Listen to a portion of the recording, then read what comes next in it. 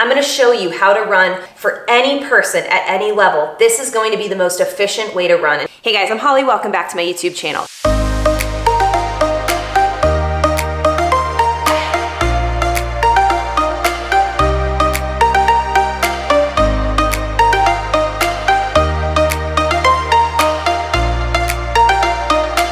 Today, I bring you part 2 of my series on how to run your first half marathon when you're overweight.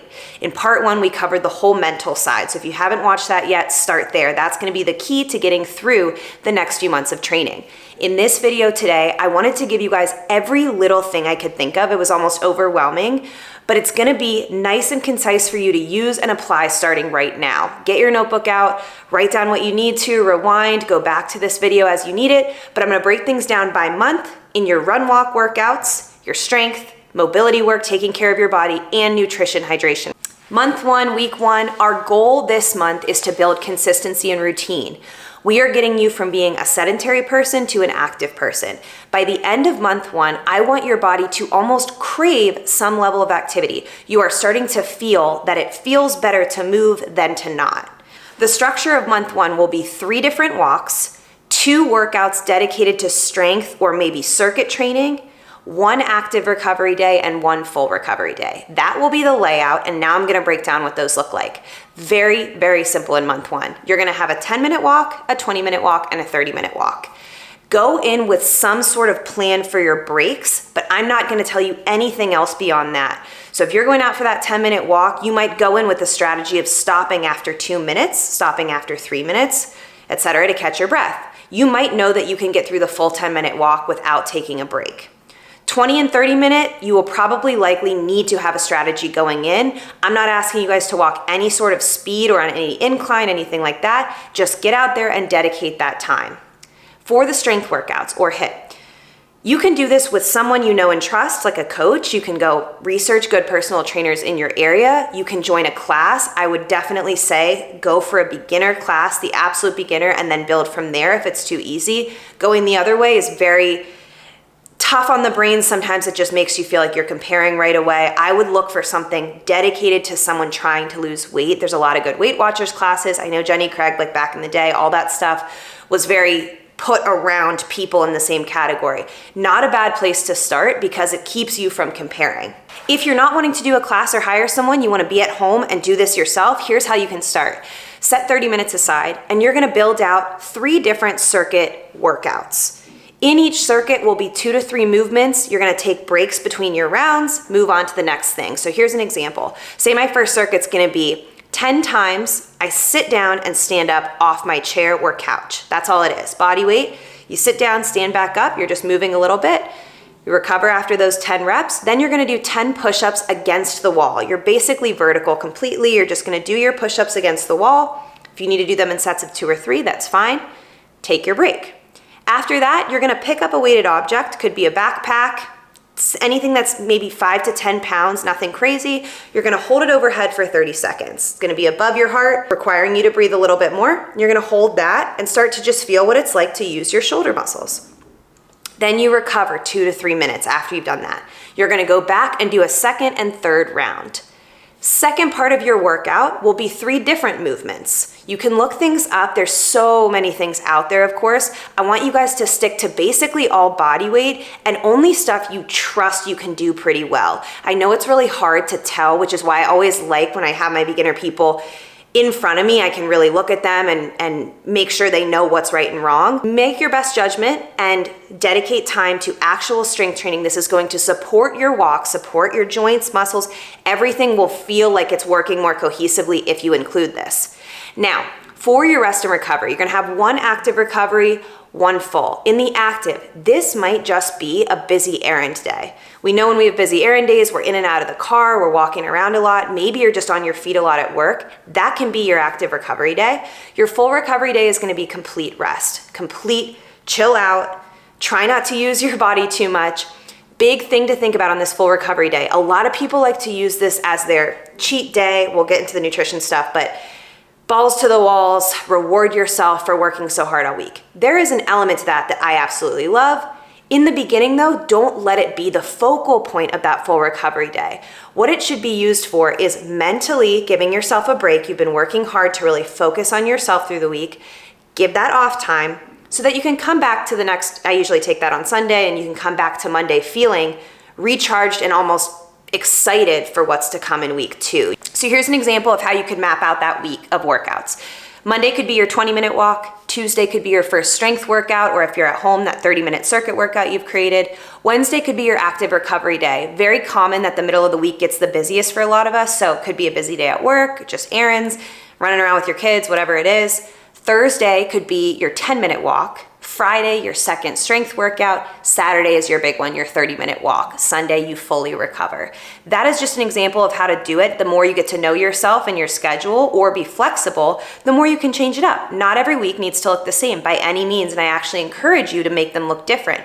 But I want you to get in all the walks, all the strength, all the rest. My goal for you guys at the end of month 1 is to start to see some benefit to being active, whether that's getting a little peek at those endorphins, understanding what that feels like, maybe just feeling proud of yourself for several days in a row, getting up and putting effort into some sort of a workout. Whatever it is, I want you guys to start at the end of this month being able to believe in yourself that you can progress, that you can keep working out. Guys, in month 2, we are looking for some variation, maybe even a little test for how we're doing. After several weeks of showing up, in month 1, we're being consistent now, we're maybe getting into a routine. How do we make sure we don't fall off because it gets boring or redundant? So you'll see in the workouts I map out for you in this one, we're gonna be a little bit more testing of our abilities. And month 2 is also gonna be critical in showing yourself that you can still do something even if it's hard. We're gonna seek out those moments of discomfort, not in a crazy way, but in a way that's gonna show us, okay, we're still fine, even though we're breathing hard and the heart rate is up. We're gonna maintain the structure of our workouts the same way we had in month 1. We're just gonna change what they are. So we had those 3 walks in month 1. Now we're gonna have 3 run walks. Number 1 is gonna be a 15-minute power walk. This can be 15 minutes, it's just walking, no running yet, but you're adding some intention. You're actually pushing your hips forward, increasing your pace a little bit. This may require some breaks, which is totally fine. You can still stop and catch your breath, but you're working on walking with a little bit more power, which is gonna raise that heart rate. So we're elevating our effort within the walk. You could also do this on an incline. So you could keep your normal walk speed, but you're on a treadmill or going up a hill now, or maybe rolling hills, which is going to add resistance, again, increasing the heart rate. So we're kind of upping the base level for our lowest effort walk. Second workout, you guys, we're gonna introduce some running. Yes, I said running because I do not like using the word jog just to discredit ourselves because we're not quite there yet. Give yourself that confidence now. You're a runner, you're doing this plan, you are working on yourself, you are a runner. Who says you're not? So here's what you're gonna do in workout number 2. We've got 20 minutes. You're gonna accumulate 6 different 30-second runs. This is not a sprint, this is simply doing a running motion for 30 seconds, and at the end of 30 seconds, you can stop, completely recover, catch your breath, or you can go back into that walk. Whenever you feel ready, definitely go back into that walk.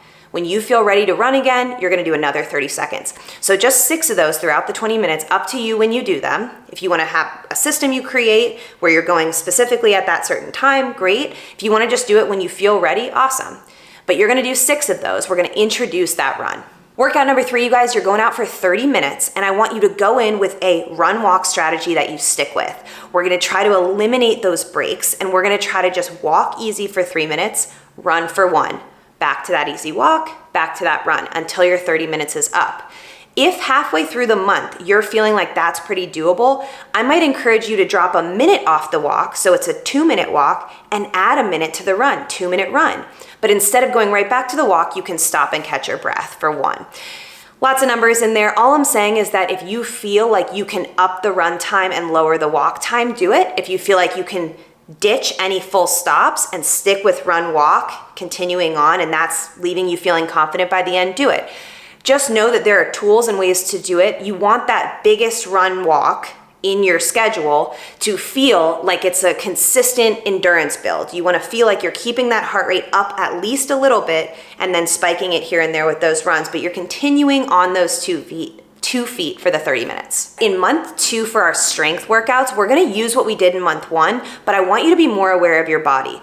As soon as things start to feel easier and more doable and a little less thought about, that's probably the time that we need to make them harder. Now, I don't say this to make everything excruciating. I say it to make sure you're matching where you're at. If we go into autopilot in our strength workouts, that might bleed over into our run. We lose some steam, we lose some momentum. So I want you guys to be serious with yourself, honest with yourself about where you're at. Maybe your sit down stand-ups off the chair or bench are not feeling that hard anymore, so you could hold a small weight at your chest for them. Maybe your push-ups against the wall are just feel like you're not really doing anything. Bring them down to a bench so it's a little bit harder. You can also leave everything how it was, but add some reps or increase the amount of time you're doing it for. Some of you guys might be at a point where you're feeling confident enough to go sign up for that class now or hire someone to work with. In the meantime of all of that, guys, if you do need ideas for workouts or follow-alongs that you don't need to think about, I am on Patreon. I've told you before, down in the description, you can see my link to my workouts there. You can come join us, only $3 a month, so easy to join. And I come out with them every month, so you can take sort of the thinking out. Your rest in month 2 is gonna be similar to month 1, but I encourage you to make these changes. On your active recovery day, where you had the busy errands or maybe the busy day at work or we're outside in the park with your kids, add on a 10-minute body work piece. So something to take care of your body that's doing so much for you. This could be foam rolling, light stretching, taking a bath, massage, whatever it is, but it's dedicated to actually looking at what's going on with your body, not just taking it for granted. Your full recovery day, same as before, fully off your feet, you're just taking it easy. But I would encourage you to start to notice what helps make that feel even better. Is it more sleep? Is it extra water, electrolytes? Start to dabble in making your recovery day really amped up so that you come back really strong on Monday. Here's what we're looking for by the end of month 2. Faster recovery times, whether that's within a workout or between different workout days. You just feel like you're coming back to normal a little bit easier. You also might start categorizing your workouts in terms of hard, easy, medium. That's a great sign. It means you're starting to really know your body and what it feels like to exert. Finally, guys, by the end of month 2, I want you to start realizing you've done a bunch of stuff that you thought you couldn't do, but you did it anyway. This brings us to month 3. This is my favorite time because we're gonna look endurance right in the eyes. We're gonna figure out how to work out on tired legs. No, you're not gonna be at 100% every single day, but how are we gonna use what we know to push forward and practice that? The other piece to month 3, guys, is defining our gears, knowing our bodies well enough to know our easy, medium, and hard, so that instead of stopping whenever something feels really tough, we can just dial it back a little bit, watch ourselves get through that moment, and kick it back up. This is a huge part to getting through a half marathon because it is the long game, so we're gonna use everything in month 3 to structure it around trusting ourselves enough to go up and down as we need. All right, guys, let's break these workouts down. The biggest difference in month 3 is that we're actually gonna have one day a week where you guys do both an endurance workout, so that walk or run, with strength on the same day. This is gonna have you really feeling what it's like to work on tired legs. So workout number 1, here's a good example, a 10-minute power walk. So really pushing that speed, trying to move nice and quick for you the whole time. Pairing that with a 20-minute circuit workout. So whatever you've been doing, maybe you just pick 3 movements or 4 movements, you're gonna go through a few rounds, but you're gonna do that immediately following the power walk. You can still take your breaks in the circuit workout and everything, but you're gonna feel a little extra fatigue underlying that whole circuit workout now that you've had your walk in. Our second endurance workout that I would suggest would be a 45-minute run walk using 3-minute walk, 2-minute run strategy. Try and keep this up to the best of your ability. And for bonus points, I encourage you guys, try and run the last 5 minutes. When you know it's down to the last 5 minutes, try to hold on to a nice, slow, controlled run. Again, when I give you that form tip at the end of this video, it's gonna help a lot, but I want you guys to just start to play with the little mental aspect of pushing through anyway. You might surprise yourself in that one. Your final endurance workout I suggest is 1 hour long, splitting it into 2 halves. First half would be 2-minute walk, 2-minute run, back and forth. The second half could be 1 minute walk, so cutting that walk time, keep the 2-minute run, and then add a 1 minute full rest if you need it. But breaking things into 2 halves, main point being be on your feet for the full hour. For your strength, I want you to make these workouts a bit longer. If you've been at home doing 30 minutes, I want your second strength workout. Obviously we did that first one, that hybrid day, but the second one, I want it to be longer. I suggest splitting it into strict strength work where you're really focused on quality movements. They don't need to be fast, and making the second half a little bit more high powered, body weight only, moving quicker, so more dynamic. And it's so easy to do this within a class, so you don't have to do the thinking, but if you are at home, so many videos and everything online. Think of just breaking it into really specific single leg work, lunges, squats, where you're really focused on how you're doing it, mixed with a second half. You're gonna do more plyometrics, jumping, 30 seconds on, 30 seconds off, something that's just testing your body and your range of motion. Big change we're making to your rest in this month 3, your active recovery day should actually be some sort of activity. We're not just using lifestyle anymore. Think of like anything that's not what you're already doing in your training. So could be cycling, could be some swimming, could be elliptical, something that's just different than what you're doing, but you are focused on moving. This doesn't need to be super long, 20, 30 minutes. Think of it as sort of like a body flush, because you're gonna start to be more and more sore from your actual workouts. Your full recovery day, the biggest thing you should notice in month 3 is that this time you need it every time it comes up. You really feel like you deserve that time off. Your body's like, thank goodness we're here. Hey guys, I'm editing this right now and I just remembered something that I didn't clarify. Now that we've added a combined day where you have a run and strength on the same day, it frees up one of your other days during the week. Fill this in however feels best. Do you need extra run time? Do you need extra strength time? Maybe one week you need an extra rest day, whatever you think is best, but let yourself adjust to that hybrid day. You might actually need to take it easier on your extra day of training. By the end of month 3, guys, you should be really starting to know your body, understanding what your strategy is for getting through a longer workout. You have a system, you have played with things, you know what you need to do when things feel tough. Additionally, guys, you might start to see your week as sort of a build up to your longer event at the end. This is a great thing to mimic leading up to a half marathon. So your shorter workouts might be in the front half of the week, getting a little bit harder. You strategize to have that recovery day in time to prepare you for your longest workout of the week. So maybe if your longest endurance event, that 1 hour, is on Saturday, you do something easier on Friday to know that you're gonna be ready and fully prepared for that. Month 4, guys, this is showtime. This is where we really start to believe and know we will finish this half marathon. So month 4 is gonna be about being flexible, being resilient, knowing yourself well enough to handle your training program. You probably have a lot less guesswork in there. You're gonna know how you like to structure your workouts at this point, and you trust that you will follow through even if you have little slip-ups here and there, which we talked about in part 1. Here's what we're looking at for workouts. So same structure, of course, but for workout number 1, I'm gonna keep this hybrid day. This will be a 15-minute walk run. So you can do that 2-minute walk, 1-minute run, or reverse that 1-minute walk, 2-minute run for the 15 minutes, right into your strength work. Again, I want at least 30 minutes for that strength piece, if not longer. Hybrid day, you're doing both. You could even reverse order. You could do your strength first and then go out for that walk run.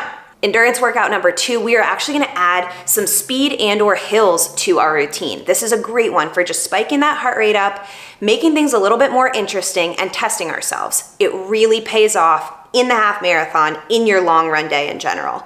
So here's what we're gonna do. You're either gonna go for a hill workout or speed. So for hills, I would suggest 10 rounds of 30 seconds running up a hill. I don't care what speed it's at, but you're gonna push yourself up that hill for 30 seconds, recovering 2 to 3 minutes between rounds. You can do this on a treadmill. I would say set the incline to anywhere between 5.0 and 8.0, or go outside and find a runnable but steep hill that you will use to go up and down for the 10 rounds. If you don't wanna do hills or you wanna alternate with a speed workout, here's a good idea. Go to a track. Same thing, we're gonna push ourselves for 10 rounds of 30 seconds, this time pushing speed. Big arm swing, opening up that stride, running faster than we have before. Recovering again with that walk. What you could also do is push for the 30 seconds, maybe 15 seconds easy jog, and then go into that walk. But again, you're testing your limits at different effort levels in that second endurance workout. Endurance workout number 3, congratulations guys, you are now a long run person. You have a long run built into every week. I want you guys to be working for at least 90 minutes on this day. This is your longest day by far during the week. I want you to be focused on it, preparing for it, just like you will the half marathon. Here's what I suggest for your first 90-minute workout. Make it an out and back route. That is just such a nice way to mentally get your head around doing it, because once you're out, you have to get back home or back to your car or whatever. Here's a great way to break this up. On the way out, I want you guys to do your 3-minute walk, 2-minute run. You've gotten really good at that at this point. If it feels too easy, reverse those. So 2 minutes of the walk, 3 minutes of the run. On the way back, I want you guys to pick 3 different times to run for 5 minutes without stopping. We sort of introduced that last month at the end of that second endurance workout. Let's practice that now. Can we run for 5 minutes? Can we figure out in our bodies how to work at the right level for 5 minutes to last? 3 different times, walk, recover what you need in between, just get back to your starting point. 90-minute workout, done. One more editor's note here. I say 90 minutes or more for this long run day. As the month progresses, if you have even more time before your race, you can make this long run day longer. I don't suggest going more than 2 hours, 2 hours, 15 minutes maybe max as you lead up for your half marathon. There's an element to race day that should be new, that you haven't gotten to before. It really adds that extra level of excitement. And I promise you, if you're doing 90 minutes or if you're doing 2 hours out there in a practice day, you are going to get through your half marathon. So it's more about structuring the workouts the way the race will go, not necessarily proving to yourself, oh, I have done this exact amount of time, I can do that again on race day. It takes the fun out of it. At this point in your strength workouts, you guys should really know what you're liking and what's feeling good on your body. Just be careful in month 4. Very easy and tempting to start comparing yourself or doing more than you should. A lot of times, especially if we're in classes and stuff, we're looking, oh, he has something heavier than me, I should pick something heavier up. Remember, we're using this strength work to support your running, your half marathon itself. Stay focused on the goal. Don't get into the weeds here. You can definitely explore, but be smart about what you're doing. Keep that intention around your running. Your recoveries in month 4, you really want to be focused on them. They're just as important at this point as your workouts. You should hopefully start to notice that from the physical side. Active recovery, play with different things to do there. Whatever makes you feel good helps clear your head to not be so hyper-focused on your goal. And on your full recovery days, do what's best for your body. Get that extra sleep, nap when you need to. I'm guessing your body will really be craving the recovery more than it had before. Now we're gonna hit some rapid fire tips relating to your nutrition and hydration to really support this training system. Tip number 1, guys, this is not the time to go on a crazy diet. I say that because as much as we wanna kill all the birds with one stone, doing too much at once often leads to burnout. We know this, we've tried this before. Remember in video 1, we talked about why it hasn't worked before. First thing to focus on is which foods and drinks actually make me feel better. That's all I'm asking you to do. Just take note. We don't even need to make a change yet. Just start to take note. The more we train, the more we realize what helps and hurts it. So as emotionally fulfilling as that bag of Cheetos is or the couple beers after work every day, we understand that it actually makes us feel worse going into the next day of training. So that cycle is almost like we're undoing what we're doing or making it harder to do what we want to be able to do and progress with. So step 1 is just think of these 2 lists. What actually makes me feel better? What makes me feel worse? Yes, we can have balance and moderation. We'll get to that. But can, in the meantime, we actually make it a priority to put things we actually feel good with in our body? For me, I know that higher protein meals make me feel fuller for longer when I get the right ratio of carbs, protein, fat, veggies, all in my diet. I feel like I'm actually putting gas in the tank. I'm feeling like I'm fueling my workouts. Next tip is to figure out the easiest way to get these types of meals in front of you. Path of least resistance. Do you need meal kits delivered to you? Do you have a few foods you know you like that you can put together? Do you need a meal prep day? Is that your recovery day on Sunday? Whatever you need to do, what is the easiest way to ensure that majority of your meals every week are a combo of things that are actually doing something for you? We don't need to get more detailed than that. Keep it simple. Get creative if you want to, but start with the basic structure of, am I putting myself in a place where I'm gonna have these meals throughout the week? Next tip, guys, drink water. Yes, we know we need to drink water, but here's why. Take it from me. On those weeks that I'm not prioritizing water, I could have all the coffee in the world and still feel like I'm gonna fall asleep. It's because water is vital to our body functioning. And when you add sweating and exerting yourself to that, it's even more critical to get it in, as well as electrolytes. So prioritizing that water comes down, again, to convenience. We have a lot going on. We're trying to do this training plan. What makes it easiest for us to consume water, especially when we're not training? So getting ourselves to the point of good hydration before we even go into our workout. Is that a good, big, fancy water bottle that sits on our desk? Is it water bottles stocked and ready in our fridge that are already cold and ready to go to grab? What electrolytes do we like? I have talked about so many in my videos, but I really recommend the Element ones. I'll link down below. Adding things in, maybe it's 1 electrolyte packet a day, plus your regular water. Aim for at least 2 liters. I know more for people who sweat more, but try to get somewhere around there and do what's convenient to get it in. It will make everything feel better, more energy, way higher production in your workouts. And once it's regular in your system and routine, you won't even think about it.